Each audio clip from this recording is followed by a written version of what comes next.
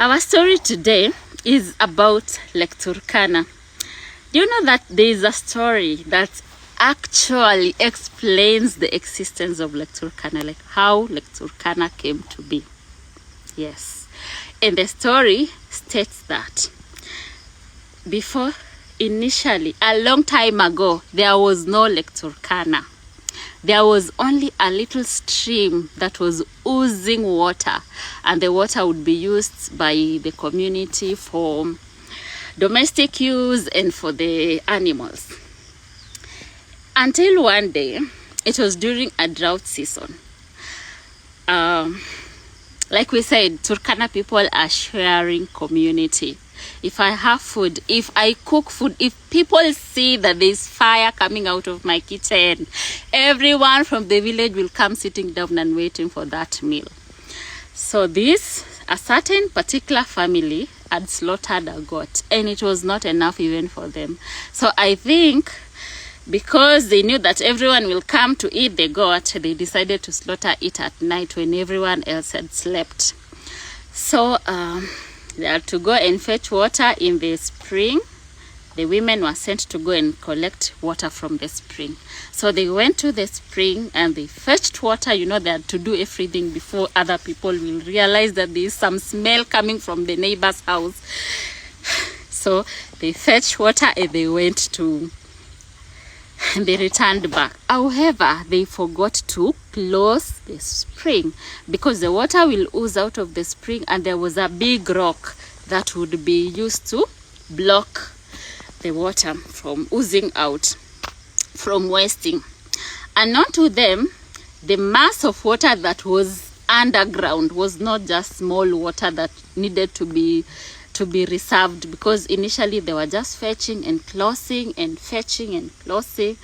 Now that night that the water was not covered, a large mass of water oozed from the ground, so large that it covered the entire village, and it killed a lot of people, drowned. And those who survived ran to an island called the Central Island. If you go to the map, or if you search the Central Island, there's a hill in the middle of Lake Turkana. It's called the Central Island, but the locals call it Choro.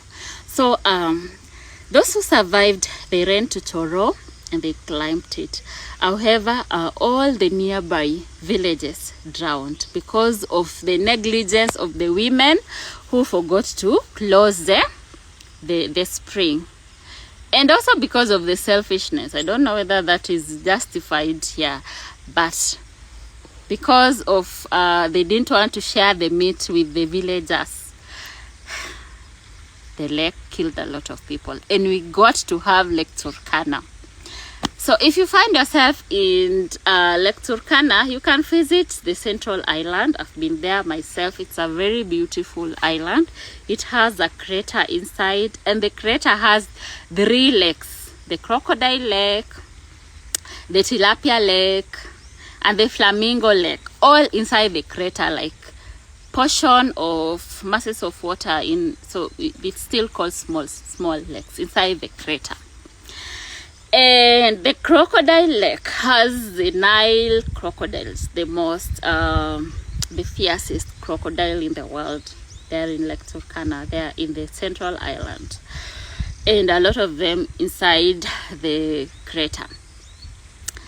So that is how Lake Turkana came to be. It wasn't there initially, according to our oral narratives. It was a spring, and now we have the lake, and it has the most delicious fish. Yes. Thank you so much for listening. And that story is in the book Nayeche, the Mother of Turkana, and Other Stories. Little something. Lake Turkana is actually the largest desert lake in the world. We have something in Lake Turkana.